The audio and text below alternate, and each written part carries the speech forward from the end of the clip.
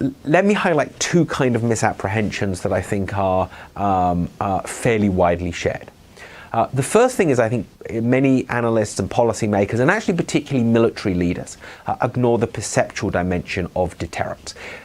They spend too much time focusing on how much capability one side has, demonstrations of that capability, and not focusing enough on how the adversary perceives that capability and how the adversary perceives that will. It's this psychological dimension, which is obviously a lot harder to manipulate than your own forces and your own capabilities. But I think that psychological dimension tends to get ignored too often, and deterrence tends to get treated in too much of a kind of mechanistic way, if you like. A second misapprehension that I think is often shared is the likelihood of deterrence failure.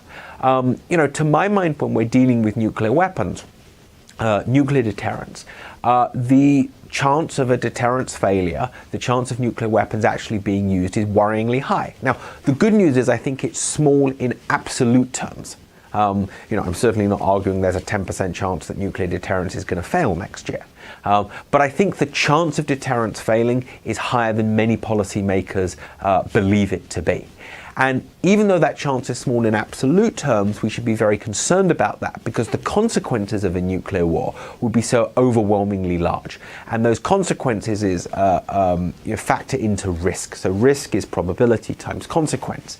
And even though the probability of deterrence failure is small in absolute terms, the consequences would be potentially gargantuan. And so that's a risk that I think tends to get underestimated by policymakers.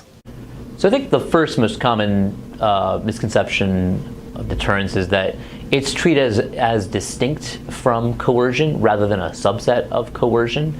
I think this has become sort of common parlance, and there's an understandable reason why coercion sounds a lot more intimidating and aggressive, but at its core, deterrence is about using both threats and assurances to shape another party's behavior in some way, and that is ultimately a form of coercion. Now, it's a distinct form of coercion than compellence, which some might argue is more aggressive, but it is certainly, instead of using brute force or control, is an effort to shape behavior of an adversary through threats and assurances.